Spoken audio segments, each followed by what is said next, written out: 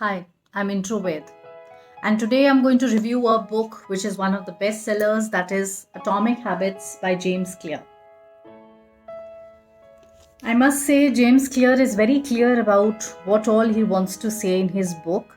I mean, the entire book is divided into bite sized chapters which are very easy to understand and to relate with.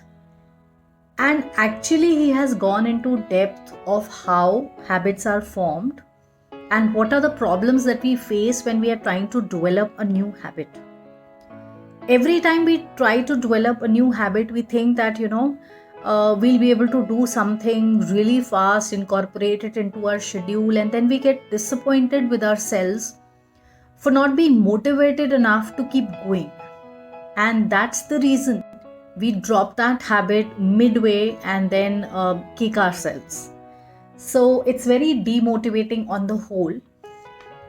But then he has made some very valid points, because of which this book, I can see why it turned out to be a bestseller, because he has really gone into depth and tried to break down what is the psychology behind trying to come up with new habits, good habits, and how to keep going and how to adopt those habits in the long run.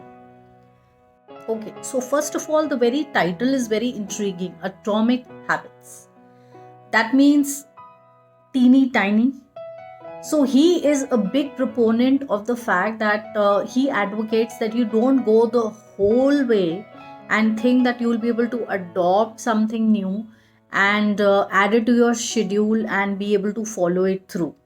So that is not going to happen in the long run. So what he suggests is that, for example, if you have decided to give time to your fitness or join a gym or something, you will not be able to go day after day right in the beginning for 2 hours or 1.5 hours or so. So he just recommends that just wear all of that gear, go to the gym and spend just 5 minutes over there and come back, but do this every day.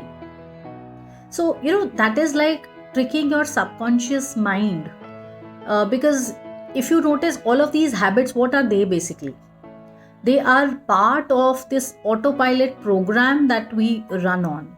Every day, we don't take toothbrush in our hand and put paste over it and consciously think about it. Rather, on the contrary, I would say we keep on brushing our teeth and simultaneously we are thinking about other things.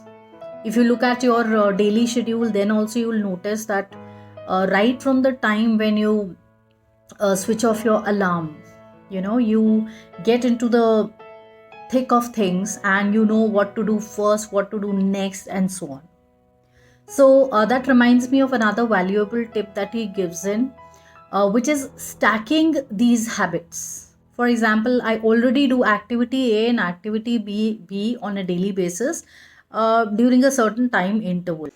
So he suggests that now you incorporate an activity C and stack them between A and B. So what will happen is, when you're doing A and you're doing B on a daily basis, you will automatically get into the grind and start accommodating activity C as well, which I feel is a very valid point. Another interesting observation that he made, which really got me thinking, was that motivation is overrated. So he's right. Half the time we keep sitting and keep thinking about, the right time. For example, I've been dilly-dallying making any content for my channel, feeling little discouraged in the past and thinking, whether I should drop it altogether or what to do about it.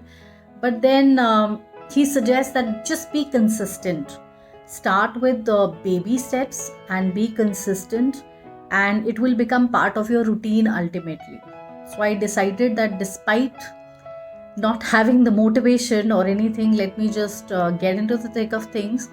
But I noticed that when I start making content and start enjoying it as well, so he does have a point.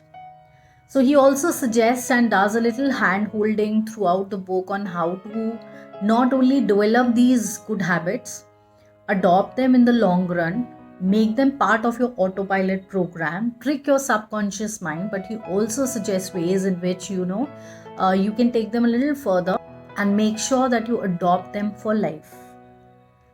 So All in all, this is one of those kind of books which you can't just read it once and just put it aside on your bookshelf somewhere. On the contrary, I feel that every time you read one of his laws, which contains, 2 3 chapters, then wherein he explains every tiny bit of advice that he wants to give in detail and at length, I think we should adopt that much, incorporate that much into our routine, and then go ahead to the next law and do the rest. There are books that need to be eaten and swallowed, and you don't want to invest too much time into it because you have got the juice out of it and you're done.